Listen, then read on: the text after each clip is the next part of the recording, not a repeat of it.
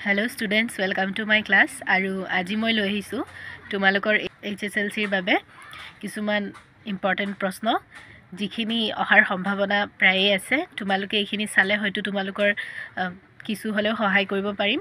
Next তোমালোকৰ অসমীয়া পৰীক্ষাৰ বাবে তোমালোকলৈ অনেক অনেক শুভেচ্ছা জনালো যাতে তোমালোকে পৰীক্ষা খুব ভাল কৰা।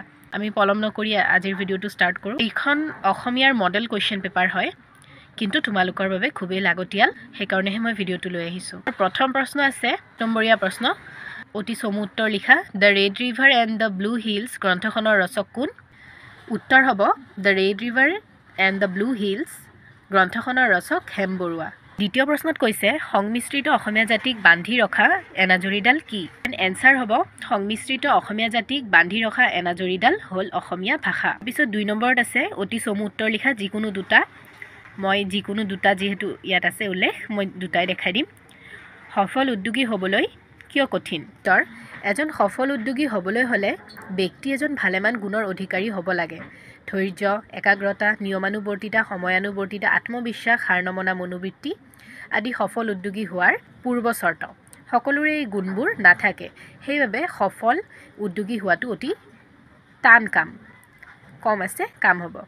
খাওঁতে শুওঁতে উঠোতে বহুতে অনবৰতে উদ্যোগী ব্যক্তিগৰাকীয়ে নিজৰ লক্ষ্য বা সপোন সাৰ্থক কৰিবৰ বাবে নিৰবিচ্ছিন্নভাৱে কাম কৰি যাব লাগিব। তেওঁ হ'ব এজন সৃজনশীল মনৰ অধিকাৰী। পৰিৱেশ আৰু পৰিস্থিতিৰ সৈতে খাপ খুৱাই আগবাঢ়ি যোৱাৰ ক্ষমতাও তেওঁৰ থাকিব লাগিব। খ নম্বৰ প্ৰশ্ন আছে আৰ্যসকলৰ আদিম বাসভূমি ক'ত আছিল? উত্তৰ হ'ব আৰ্যসকলৰ আদিম বাসভূমি আছিল মধ্য এছিয়া। তাৰ পৰা তেওঁলোক প্ৰাচীন পাৰস্য বা বৰ্তমানৰ ইৰাক ইৰাণলৈ আহে। পাৰস্যৰ পৰা আৰ্যসকলৰ এটা ঠাল ভাৰতলৈ প্ৰব্ৰজন কৰে। তেওঁলোক ভাৰতীয় আৰ্য নামেৰে জনাজাত হয়।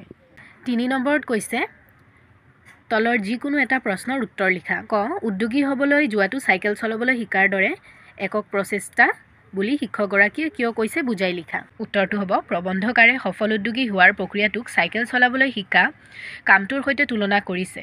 প্ৰথমতে চাইকেল চলাবলৈ শিকোতে চাইকেলৰ পৰা পৰি বহুতৰে হাত ভৰিৰ ছাল বাকলি এৰাই যায়। কাৰোবাৰ পৰি হাত ভৰিও ভাগে। তাতে ভয় খাই যিসকলে পুনৰ শিকিবলৈ চেষ্টা নকৰে তেওঁলোকে আৰু জীৱনত কোনোদিনে চাইকেল চলাব নোৱাৰে। সৰু সুৰা দুৰ্ঘটনাৰ পাছতো যিসকলে চেষ্টা কৰি যায় তেওঁলোকে প্ৰথমে তলত চলাব পৰা হয়, তাৰপিছত হাফ পেডেল মাৰি চলাব পৰা হয় আৰু এদিন ফুল পেডেল মাৰি চলাবলৈ সক্ষম হয়। অৱশেষত চাইকেল চালনাত দক্ষতা অৰ্জন কৰি লগৰীয়াৰ লগত জোৰেৰে চলোৱা লাহে চলোৱা প্ৰতিযোগিতাত অৱতীৰ্ণ হয়। এই কথা এজন সফল উদ্যোগীৰ ক্ষেত্ৰতো প্ৰযোজ্য। বেছিভাগ উদ্যোগীয়ে এবাৰ দুবাৰ তিনিবাৰ বিফলতাৰ পাছত হতাশ হৈ বহি পৰে। কিন্তু যিয়ে এৰি নিদি লাগি থাকে তেওঁৱে এদিন সফল উদ্যোগী হয়গৈ। এজন সফল উদ্যোগী হ'বলৈ হ'লে ব্যক্তি এজন ভালেমান গুণৰ অধিকাৰী হ'ব লাগে। সকলোৰে এই গুণবোৰ নাথাকে সেইবাবে সফল উদ্যোগী হোৱাটো অতি টান কাম। খাওঁতে শুওঁতে উঠোতে বহুতে অনবৰতে উদ্যোগী ব্যক্তিগৰাকীয়ে নিজৰ লক্ষ্য বা সপোন সাৰ্থক কৰিবৰ বাবে নিৰৱচ্ছিন্নভাৱে কাম কৰি যাব লাগিব। তেওঁ হ'ব লাগিব এক সৃজনশীল মনৰ অধিকাৰী। পৰিৱেশ আৰু পৰিস্থিতিৰ সৈতে খাপ খুৱাই আগবাঢ়ি যোৱাৰ ক্ষমতাও তেওঁৰ থাকিব লাগিব। প্ৰবন্ধকাৰে আলভা এডিসন, আলেকজেণ্ডাৰ গ্ৰাহাম বেল, চেষ্টাৰ Carlson, Bill Gates, Dhirubhai Ambani, Narayan মূৰ্তি আদি ব্যক্তিসকলৰ নিজৰ সাধনা আৰু অধ্যাৱসায়ৰ ফলত কেনেকৈ একোজন সফল উদ্যোগী হ'বলৈ সক্ষম হৈছিল সেই কথা উদাহৰণখন দাঙি ধৰিছে। ষ্টুডেণ্টছ এইখিনি ইয়ালৈ হ'লে যথেষ্ট হ'ব। ইমান 4 নম্বৰ প্ৰশ্নত আছে অতি চমু উত্তৰ লিখা। ক ভাইৰাছ কি? উত্তৰ হ'ব ভাইৰাছ হৈছে ধ্বংসাত্মক অভিপ্ৰায়েৰে প্ৰস্তুত কৰা এক কম্পিউটাৰ প্ৰগ্ৰেম। 4 নম্বৰৰ খত কৈছে হস্পিটেলত থাকোঁতে অৰুণিমাৰ মনত কি সপোনে তীব্ৰ ৰূপ লৈছিল? উত্তৰটো হ'ব হস্পিটেলত থাকোঁতে অৰুণিমাৰ মনত মাউণ্ট এভাৰেষ্টৰ বিজয়ৰ সপোন তীব্ৰ ৰূপ লৈছিল। 5 নম্বৰ প্ৰশ্নত আছে কামত ল'ৰা ছোৱালী বুলি ভাগ নাই, যেনেকৈ কাম ভাগ কৰি দিছোঁ তেনেকৈ কৰা। এই কথাষাৰৰ বক্তা কোন? তেওঁ কিয় এই কথাষাৰ ক'বলগীয়া হৈছিল? আঁতিগুৰি মাৰি লিখা। কি হ'ব কামত ল'ৰা ছোৱালী বুলি ভাগ নাই, যেনেকৈ কাম ভাগ কৰি দিছোঁ তেনেকৈ কৰা। এই কথাষাৰৰ বক্তা হ'ল অংকৰ শিক্ষক ৰঞ্জিত হাজৰিকা। কাজিৰঙালৈ গৈ থকাৰ পথত স্কুলৰ শিক্ষকসকলে মিলি বাছৰ ভিতৰতে নেতা নেত্ৰী নিৰ্বাচন কৰি দিলে। পাহি আৰু বিদিশাক বাছত থকা ছাত্ৰ ছাত্ৰীৰ সংখ্যা গণনা কৰিবলৈ আৰু অসুবিধাসমূহ মন দিয়াৰ দায়িত্ব দিয়া হ'ল। আকৌ নৱম শ্ৰেণীৰ ছাত্ৰ সৌৰভ আৰু আফতাবক দায়িত্ব দিয়া হ'ল খাদ্যবস্তুৰ পেকেট আৰু পানীৰ বটল সকলোৰে মাজত সমভাৱে বিতৰণ কৰিবলৈ। কামটো টান পাই সৌৰভে ক'লে যে পাহি আৰু বিদিশাই খাদ্য বিলাওক আৰু সংখ্যা গণনাৰ কামটো সিহঁতে কৰিব, কিয়নো সিহঁত ল'ৰা, গতিকে লগৰীয়াবোৰে উৎপাত কৰিলে সিহঁতে শাসনো কৰিব পাৰে আৰু অসুবিধাবোৰলৈও মন দিব পাৰিব। সিহঁতৰ মাজত এনে মাজত হোৱা এনেবোৰ কথা বতৰা শুনি অংকৰ শিক্ষক ৰঞ্জিত হাজৰিকা ছাৰে উক্ত কথাফাকি কৈছিল। 6 নম্বৰ প্ৰশ্নত কৈছে ইণ্টাৰনেটৰ মিঠা সুবিধাৰ লগতে তিতা অসুবিধাও আছে। কথাষাৰৰ বক্তা কোন? ইণ্টাৰনেটৰ সুবিধা আৰু অসুবিধাৰ বিষয়ে পাঠটোৰ আধাৰত বুজাই লিখা। উত্তৰ হ'ব ইণ্টাৰনেটৰ মিঠা সুবিধাৰ লগতে তিতা অসুবিধাও আছে। কথাষাৰৰ বক্তা কুঁৱলীহঁতৰ শিক্ষয়িত্ৰী শাবানা বাইদেউ। কুঁৱলীৰ দেউতাকে তাইৰ জ্ঞানৰ পৰিসৰ বৃদ্ধি হোৱাৰ উদ্দেশ্যে কম্পিউটাৰ এটা আনি দিছিল আৰু তাত ইণ্টাৰনেটৰো সংযোগ কৰি দিছিল। লাহে লাহে ইণ্টাৰনেটৰ জগতখনত কুঁৱলী এনেদৰে সোমাই পৰিল যে বাকী সকলোবোৰ তাই পাহৰি যোৱাৰ উপক্ৰম হ'ল। দিনক দিনে ইণ্টাৰনেটৰ প্ৰতি বাঢ়ি অহা আসক্তি তথা মনৰ পৰিৱৰ্তনবোৰৰ বিষয়ে তাই শাবানা বাইদেউৰ আগত ব্যক্ত কৰিলে। তেতিয়া শাবানা বাইদেৱে কৈছিল যে ইণ্টাৰনেটৰ মিঠা সুবিধা আৰু তিতা অসুবিধা দুয়োটাই আছে। মিঠা সুবিধাসমূহে মানৱ সভ্যতাক উন্নতিৰ জখলাত তীব্ৰ গতিৰে আগবঢ়াই নি উন্নতিৰ সপোন ৰচিব পাৰিব। এই সীমাহীন সুবিধাসমূহৰ তুলনাত ঋণাত্মক দিশবোৰো নিষ্প্ৰভ কৰি তুলিব লাগিব। এই লক্ষ্যত পূৰ্ণমাত্ৰাৰ সফলতা তেতিয়াহে লাভ কৰিব পৰা যাব যেতিয়া সেই বেয়া দিশ তথা কুব্যৱহাৰৰ পৰা আঁতৰি থাকিবলৈ সকলো দৃঢ় প্ৰতিজ্ঞ হ'ব। বৰ্তমান প্ৰজন্ম ফেচবুক, হোৱাটছআপ আদি ছ'চিয়েল মিডিয়াৰ জগতখনত সোমাই পৰিছে। ইয়াৰ ফলত তেওঁলোকৰ কিতাপৰ জগতখনৰ পৰা আঁতৰি অহাই নহয়, খেলা ধূলা আদিৰ প্ৰতিও অনাসক্ত হৈ পৰিছিল। মোবাইলত থকা WhatsApp, Twitter, YouTube, Facebook, Instagram আদিৰ দ্বাৰা বহুতো মিছা বাতৰিও প্ৰচাৰ হয়। এজনে আনজনলৈ প্ৰেৰণ কৰা কিছুমান ভুৱা বাতৰিয়ে সমাজত ভয়ানক সমস্যাৰো সৃষ্টি কৰা দেখা যায়। গতিকে এই ক্ষেত্ৰত ব্যৱহাৰকাৰীসকলে সচেতন হোৱা উচিত। বেয়াখিনি বা তিতাখিনি বৰ্জন কৰি মিঠাখিনি ভোগ কৰা ইয়াৰ প্ৰধান লক্ষ্য হোৱা উচিত। 7 নম্বৰ প্ৰশ্নত আছে অতি চমু উত্তৰ লিখা। ক. পল আৰু পাহি কোন কোন শ্ৰেণীত পঢ়ে? খ নম্বৰটিত সুধিছে পাৰস্যত এভুমুখী পাত্ৰীৰ লেখক কোন? এই দুটা প্ৰশ্নৰ উত্তৰ মই তোমালোকক একেলগে দেখাই দিছোঁ। পল 9ম শ্ৰেণীত আৰু পাহি 8ম শ্ৰেণীত পঢ়ে। পাৰস্যত এভুমুখী পাত্ৰীৰ লেখক ৰথীন্দ্ৰনাথ গোস্বামী। আমি মৰিলোঁ আজি, মই সাঁতুৰিব নাজানো। কথাষাৰৰ বক্তা কোন? কি পৰিস্থিতিত তেওঁ এই কথাষাৰ ক'বলগীয়া হৈছিল? উত্তৰ কথাষাৰৰ বক্তা সৌৰভ নামৰ ছাত্ৰজন। কাজিৰঙা ভ্ৰমণলৈ যাওঁতে পল, আফতাব আৰু সৌৰভে মনে মনে গৈ অৰণ্যৰ মাজৰ বিলত থকা নাও এখনত উঠিল। তলি ফুটা নাওখনেৰে পানী সোমাই আহিল। নাওখন মেটেকাৰ মাজত সোমাই পৰিল। সিহঁতে সাঁতুৰিব নাজানিছিল। নিশ্চিত বিপদৰ মুখত পৰি সৌৰভে অসহায়ভাৱে উক্ত কথাষাৰ কৈছিল। 9 নম্বৰ প্ৰশ্নত কৈছে তলৰ যিকোনো এটাৰ উত্তৰ লিখা। শিক্ষক শিক্ষয়িত্ৰীসকলে অৰণ্য দৰ্শনৰ কাৰ্যসূচী কিয় বাতিল কৰিব খুজিছিল? ইয়াৰ পিছৰ পৰিস্থিতি কি হ'ল বহলাই লিখা। 9 নম্বৰ প্ৰশ্নটিৰ উত্তৰ হ'ব পল, আফতাব আৰু সৌৰভে আৱাসৰ বাহিৰত ঘটোৱা ঘটনাটো সকলোৰে মাজত বিয়পি পৰিল। কিন্তু লগে লগে সিহঁতক কোনেও একো নকলে। নিশা ভাত খোৱাৰ পৰত এখন সভা বহিল। সভাত প্ৰথমতে সেই অৰণ্য যাত্ৰাৰ দলপতি হাজৰিকা ছাৰে পলহঁতৰ অপকৰ্মৰ কথাটো সদৰি কৰিলে। তেওঁ দুখেৰে ক'লে যে তেওঁলোকৰ মৰমৰ ছাত্ৰ 3জনে শিক্ষক শিক্ষয়িত্ৰীসকলক অৱমাননা কৰিছে। তদুপৰি তেওঁলোকৰ অপকৰ্মৰ ফলত বিদ্যালয়খন বদনামৰ পৰা কথমপিহে ৰক্ষা পৰিল। হাজৰিকা ছাৰে ক'লে যে এনে পৰিস্থিতিত ছাত্ৰ ছাত্ৰীসকলৰ নিৰাপত্তাৰ কথা চিন্তা কৰি অৰণ্য যাত্ৰা সামৰি তেওঁলোকে ঘৰলৈ উভতি যোৱাৰ সিদ্ধান্ত লৈছে। হাজৰিকা ছাৰৰ মন্তব্য শুনি কোঠাটোত কাহ পৰি জিন যোৱা অৱস্থা হ'ল। সিহঁতৰ প্ৰতি সকলোৰে মনত খং আৰু ক্ষোভেৰে ভৰি পৰিল। হঠাৎ পাহি নামৰ ছোৱালীগৰাকীয়ে যুক্তি দাঙি ধৰি ক'লে যে 2জনমান ছাত্ৰৰ অপকৰ্মৰ বাবে বাকীসকলৰ আশাত চেঁচা পানী ঢলাটো উচিত নহয়। বৰঞ্চ যিয়ে দুখ কৰিছে তেওঁলোকক কাইলৰ কাৰ্যসূচীৰ পৰা বাদ দিয়া হওক। পাহিৰ কথা সকলোৱে সমৰ্থন কৰিলে। তেতিয়া পলে সিহঁতৰ বাবে সকলোৰে যাত্ৰাত যাতে অসফল নহয় তাৰ বাবে যিকোনো শাস্তি মূৰ পাতি ল'বলৈ প্ৰস্তুত হ'ল। পলৰ কথা শুনি সকলো আকৌ নীৰৱ হৈ পৰিল আৰু অলপ সময় পিছত সিদ্ধান্ত জনাব বুলি ক'লে। পৰৱৰ্তী সময়ত আটাইকেইজন শিক্ষক শিক্ষয়িত্ৰীৰ আলোচনাৰ আঁত ধৰি হাজৰিকা ছাৰে ঘোষণা কৰিলে যে পলহঁতৰ গৰ্হিত কাৰ্যটোৰ বিষয়ে প্ৰতিগৰাকী ছাত্ৰ ছাত্ৰীয়ে একোখনকৈ ৰচনা লিখিব লাগিব। তেতিয়াহে কাইলৈ পুৱাই পুনৰ অৰণ্য যাত্ৰাৰ কাৰ্যসূচী হাতত লোৱা হ'ব। তেতিয়া সকলোৰে মন আনন্দ ফূৰ্তিৰে ভৰি পৰিল। 10 নম্বৰ প্ৰশ্নত কৈছে অতি চমু উত্তৰ লিখা। মাধৱদেৱৰ সাহিত্যিক জীৱনৰ কীৰ্তিস্তম্ভ কি? খ নম্বৰ শব্দৰ অৰ্থ লিখা ৰহম আৰু কুতুব। দুটা প্ৰশ্নৰ উত্তৰ মই একেলগে দেখাই দিম ষ্টুডেণ্ট। মাধৱদেৱৰ সাহিত্যিক জীৱনৰ কীৰ্তিস্তম্ভ হ'ল নামঘোষা। ৰহমৰ অৰ্থ হ'ব দয়া বা কৰুণা। কুতুবৰ অৰ্থ হ'ব ধ্ৰুৱতৰা। আমাৰ পাঠ্য বৰগীত কাৰ দ্বাৰা ৰচিত? বৰগীতটোত কবি কিহত আতুৰ হোৱা বুলি কৈছে? তাৰপিছত কৈছে মক্কাৰ দুৱাৰত চাহাব তিৰবেণীৰ ঘাট, বেহাব নোৱাৰে তাত মায়াই ভেটে বাট। মক্কা ক'ত আছে? ই কিয় বিখ্যাত? ষ্টুডেণ্ট 11 নম্বৰ দুটা প্ৰশ্নৰ উত্তৰ মই তোমালোকক একেলগে দেখাই দিছোঁ। পাঠ্য বৰগীতটি মাধৱদেৱৰ দ্বাৰা ৰচিত। বৰগীতটিত কবি বিষয় বাসনাত আতুৰ হোৱা বুলি কৈছে। আৰু খ নম্বৰটোৰ উত্তৰ হ'ব মক্কা ছৌদি আৰৱ ৰাজধানী চহৰ। ই বিশ্বৰ মুছলমানসকলৰ কেন্দ্ৰীয় তীৰ্থস্থান।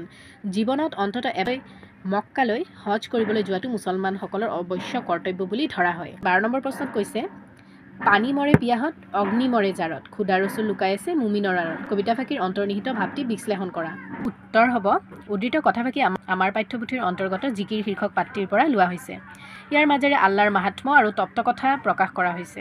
প্ৰকৃত মুছলমানৰ লগত আল্লাহৰ আশীৰ্বাদ সুদৃষ্টি সদায় লুকাই থাকে। যি ব্যক্তিয়ে সংসাৰৰ মায়ামোহৰ নাশপাশত বন্দী হৈ থাকি জীৱনৰ সাৰ্থকতা বিচাৰি থাকে তেনে ব্যক্তিয়ে আল্লাহৰ মাহাত্ম্য অনুধাৱন কৰিব নোৱাৰে। এই পৃথিৱীৰ সকলো প্ৰাকৃতিক শক্তি জাগতিক প্ৰক্ৰিয়া আল্লাহৰ দ্বাৰা নিয়ন্ত্ৰিত।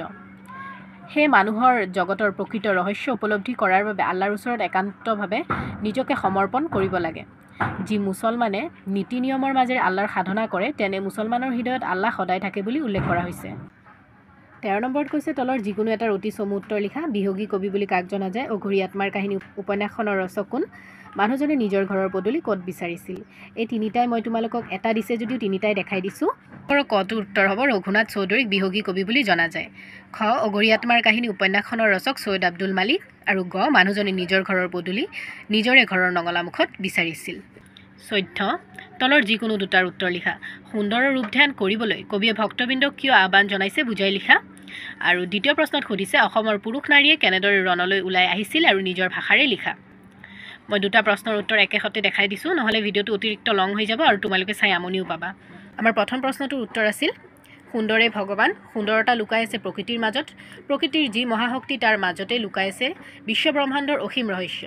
সেয়ে কবিয়ে ভক্তবৃন্দক সুন্দৰ ৰূপ ধ্যান কৰিবলৈ অনুৰোধ জনাইছে। সংসাৰৰ মায়ামোহত বন্দী হোৱাতকৈ একান্ত মনে সুন্দৰৰ আৰাধনা কৰিলে জীৱন সাৰ্থক হ'ব বুলি এক ইংগিতময় বাৰ্তা কবিয়ে দিব বিচাৰিছে। খ নম্বৰটোৰ উত্তৰ হ'ব মোগলসকলে সুদূৰ পশ্চিমৰ পৰা আহি স্বৰ্ণপুৰী অসমত প্ৰৱেশ কৰিছিল। বিজয়ৰ এক সপোন ৰচি অসমৰ মজিয়াত ভৰি দি মোগলসকলে আনন্দ উল্লাহেৰে বিজয়ৰ গান গাইছিল। লগতে অসমৰ মাজমজিয়াত মোগলৰ থাপনা পাতি কামৰূপখন নিজৰ অধীনলৈ অনাৰ কল্পনা কৰিছিল। মোগলসকলৰ অসম আক্ৰমণৰ কথা গম পাই অসমৰ পুৰুষ মহিলা সকলোৱে জাগৃত হৈছিল। নিজৰ দেশ জাতি ৰক্ষাৰ কাৰণে পুৰুষ মহিলা সকলোৱে ৰণচুন্তি মূৰ্তি ধাৰণ কৰি ৰণপ্ৰাংগণত নামি পৰিছিল। এনেদৰে অসমৰ বুকুত মোগলসকলে পৰাজয় বৰণ কৰিছিল। 15 নম্বৰত কৈছে মোহন কৃষক বেনু অনাহত ছন্দে গাই মহামহিমৰ গান মুহতন্দ্ৰালক তেজি উঠা ভক্তবৃন্দৰ সুন্দৰৰ কৰা ৰূপ ধ্যান। আৰু নাইবা আমাক আৰু এটা দিছে বৰ শান্তিত আছোঁ এই প্ৰজাতিত কোনে কিয় এইদৰে কৈছিল বুজাই লিখা। মই খটো দি দিছোঁ, তোমালোকে চাই যাবা। কবিয়ে 25 বছৰ আগতে গধূলি পৰত গাঁৱৰ আলি কেঁকুৰিত লগ পোৱা মানুহজনে এইদৰে কৈছিল। কবিয়ে লগ পোৱা মানুহজন এজন গাঁৱলীয়া দুখীয়া মানুহ আছিল। তেওঁ এটা পজাঘৰত বাস কৰিছিল। কুকুৰীকণা মানুহজনে নিজৰ ঘৰটো বিচাৰি নোপোৱা বাবে কবিয়ে তেওঁক হাতত ধৰি আগুৱাই দিছিল। তেতিয়া মানুহজনে কবিক উক্ত কথাষাৰি কৈছিল। ধন সম্পদ বিশেষ নাথাকিলেও গাঁৱলীয়া সমাজখন মানৱীয় সহায় সহানুভূতিৰ বাবে তেওঁৰ জীৱন শান্তিৰে পৰিপূৰ্ণ হৈ আছিল। কথাষাৰিৰ মাজেৰে মানুহজনৰ এনে এক উপলব্ধিয়ে ফুটি উঠিছে। তলত দিয়া প্ৰশ্নবোৰৰ উত্তৰ লিখা। তলত দিয়া যিকোনো দুটাৰ বাক্য সহ সমাসৰৰ নাম লিখা, যেনে তলসৰা আৰু নিশাচৰ। তলত যিকোনো দুটা শব্দৰ সন্ধি ভাঙা, গায়ক আৰু উচ্চাৰণ। তলৰ জটিল বাক্যটি সৰল বাক্যলৈ পৰিৱৰ্তন কৰা। যি ছাত্ৰই শিক্ষকক সন্মান নকৰে তাৰ শিক্ষাই বৃথা। এই তিনিটা প্ৰশ্নৰ মই একেলগে উত্তৰ দি দিছোঁ। বেগ বাক্যসহ সমাসৰ লগত প্ৰকাশ কৰিব দিছিল। তলসৰা হ'ব তলত খৰা তৎপুৰুষ সমাস। নিশাচৰ নিশাচৰে যি বহুব্ৰীহি সমাস। সিংহাসন সিংহ অংকিত আসন কৰ্মধাৰয় সমাস। দেৱালয় দেৱৰালয় তৎপুৰুষ সমাস। আৰু তাৰপিছত আমাক সন্ধি ভাঙা দিছিল গায়ক গৈ যোগ অক, প্ৰত্যাশা প্ৰতিযোগ আশা, উচ্চাৰণ উদ্যোগ চাৰণ, দিগন্ত দিগযোগ অন্ত। তাৰপিছত জটিল বাক্যটোক আমাক সৰল বাক্যলৈ নিব দিছিল। শিক্ষকক সন্মান নকৰা ছাত্ৰৰ শিক্ষাই বৃথা। পিছে তলৰ যিকোনো দুটা শব্দৰ মধিনীয়ান্ন বা মধিনীয়াশ হোৱাৰ কাৰণ লিখা। প্ৰাণ বৰষুণ বৃষভ বিশিষ্ট। পিছত কৈছে যথাস্থানত জ্যোতি চিহ্ন বহুৱা। ৰি ৰ মধিনীয়াশ আৰু দন্ত্যান্নৰ মাজত স্বৰবৰ্ণ থাকিলে শেষৰ দন্ত্যান্ন মূৰ্ধন্য হয়। বৰষুণ মধিনীয়াশ আৰু দন্ত্যান্নৰ মাজত স্বৰবৰ্ণ থাকিলে শেষৰ দন্ত্যান্ন মূৰ্ধন্য হয়। তাৰপিছতোত আমাক জ্যোতি চিহ্ন বহুৱাবই দিছিল। জ্যোতি চিহ্নটো আমাৰ এই প্ৰশ্নবোধক চিনটো, তাতে প্ৰশ্নবোধক চিনটো দিয়া নাছিল, গতিকে ইয়াত দি দিছে। প্ৰথম নম্বৰত কৈছে তলৰ যিকোনো দুটাৰ অৰ্থ প্ৰকাশ হোৱাকৈ বাক্য ৰচনা কৰা। অপাৰ সমুদ্ৰ আউলি বাউলি। তাৰপিছত কৈছে তলৰ যিকোনো দুটাৰ শব্দৰ বিপৰীতাৰ্থ শব্দ লিখা। উপস্থিত চেতন এতিয়া নিৰাকাৰ আদিবোৰ। এই এটা শব্দত প্ৰকাশ কৰা যিকোনো দুটা, যেনে যাৰ একোৱেই নাই যাক বুজিব পাৰি, মাটিৰ নিচে সৰু টেকেলি চেলেকি খোৱা বস্তু। প্ৰথমে আছিল আমাৰ বাক্য ৰচনা অপাৰ সমুদ্ৰ। উত্তৰটো হ'ব অপাৰ সমুদ্ৰত পৰা মানুহক সহায় কৰাটো মানৱীয় ধৰ্ম। আউলি বাউলি গিৰিয়েকৰ অকাল মৃত্যুত ঘৈণীয়েকজনী আউলি বাউলি হৈ বিনাইছে। পইচান ধৰা বৃদ্ধ বয়সত পিতৃ মাতৃক আলপৈচান ধৰাটো সকলোৰে মহান কৰ্তব্য। আমন জীৱন শিক্ষকৰ সন্মুখত আমন জীৱনকৈ থকাটো ছাত্ৰৰ এক স্বভাৱ। আৰু তাৰপিছত আছিল বিপৰীত শব্দ উপস্থিত অনুপস্থিত এতিয়া তেতিয়া চেতন অচেতন নিৰাকাৰ সাকাৰ এটা শব্দত প্ৰকাশ কৰা যাৰ একোৱেই নাই নিশ্চয় যাক বুজিব পাৰি বোধগম্য মাটিৰ নিচেই সৰু টেকুলি ভুৰুকা চেলেকি খোৱা বস্তু লেজ্জ পিছৰ প্ৰশ্নত আছে তলৰ যিকোনো দুটা শব্দৰ কি প্ৰত্যয় লগ লাগিছে ভাঙি দেখুওৱা দয়ালু অসমীয়া অনাতাঁৰ সাধুতা তাৰপিছত কৈছে সমাৰ্থক শব্দ লিখা দিন আৰু সূৰ্য 6 নম্বৰটো আছিল প্ৰত্যয়ৰ দয়ালু দয়াযোগ আলু অনাতাঁৰ অনাযুক্তাৰ অসম যোগ ইয়া সাধুতা সাধুযুক্তা তো সমাৰ্থক শব্দ হ'ব দিবা সূৰ্য ৰবি আৰু ভাস্কৰ তাৰপিছত আছে ভাৱ সম্প্ৰসাৰণ কৰা লাগি থাকিলে মাগি নাখায় আৰু বিদ্যালয়ত অকস্মাত জ্বৰ উঠাত চিকিৎসকৰ ওচৰলৈ যোৱাৰ বাবে বিদ্যালয়ৰ প্ৰধান শিক্ষকলৈ এখন আবেদন পত্ৰ লিখা যেহেতু মই ভাৱ সম্প্ৰসাৰণটো বেছি সহজ পাওঁ গতিকে তোমালোককো ভাৱ সম্প্ৰসাৰণ দেখাই দিছোঁ যদি তোমালোকক এইটো লাগে আজিৰ ভিতৰতে মোক কমেণ্ট কৰি জনাবা মই তোমালোকক আবেদনটো মই তোমালোকক দি দিম সন্ধিয়াৰ ভিতৰতে পাই যাবা উত্তৰ লাগি থাকিলে মাগি নাখায় আলোচ্য কথা বাকি অসমীয়া ভাষাত সততে ব্যৱহৃত এফাকি প্ৰবাদ বাক্য বাক্যশাৰী অধ্যাৱসায়ৰ সফলতাৰ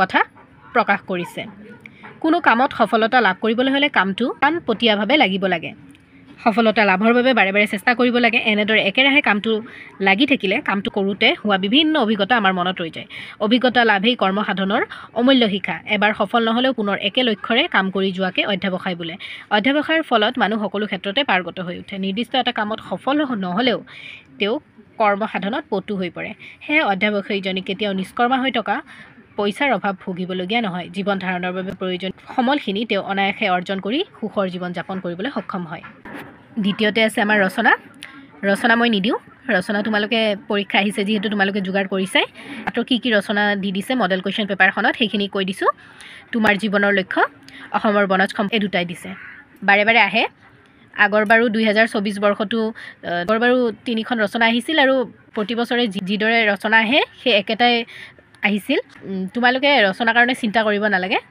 তথাপিও এই দুটা লাগিলে মোক আজিয়ে জনাবাচোন আজি মই ভিডিঅ' লৈ আহিম 19 নম্বৰত কৈছে তলৰ প্ৰশ্নবোৰৰ চমু উত্তৰ লিখা মটকসকলৰ লগত মুৱামুৰীয়া বিদ্ৰোহৰ সম্বন্ধৰ বিষয়ে লিখা বুৰঞ্জীত উল্লেখ থকা 12 ঘৰ কছাৰীৰ নাম লিখা উত্তৰ হ'ব মটকসকলৰ লগত মুৱামুৰীয়া বিদ্ৰোহৰ প্ৰধান নেতা মটকসকলৰ ওপৰত ৰজাঘৰীয়া অত্যাচাৰ চলিছিল বিদ্ৰোহৰ নেতাসকলক বিচাৰ নাপাই সাধাৰণ নিৰপৰাধী মানুহকে বন্দী কৰি কাৰাগাৰত ৰাখিছিল এই বিদ্ৰোহত সৰ্বানন্দ সিংহই নেতৃত্ব লৈছিল সৰ্বানন্দ আছিল প্ৰচুৰ সাংগঠনিক দক্ষতা তেওঁ কাৰাগাৰৰ বাহিৰে ভিতৰে সকলো মটকৰ মনোবল বঢ়াইছিল সৰ্বানন্দই বেংমৰাত ৰাজ্যপাতি ৰজা হৈ সকলো এইটো 6 নম্বৰটোৰ এনসাৰ বুৰঞ্জীত উল্লেখ থকা 12 ঘৰ কছাৰী হ'ল দমছয় ডিমাচা ইনটু জয় বিহদয় বড়ো জুইলুৱা লালুংবা সম্প্ৰতি তিৱা বাদু সোণলয় সোণোৱাল ইনটু মিনখয় মৰাণ দিউনয় দেউৰী ইনটু মেছয় মেছ কুচুবয় কুচ ইনটু গাৰয় গাৰু ৰাভা কিৰতয় ৰাভা বাদু হাজং আদি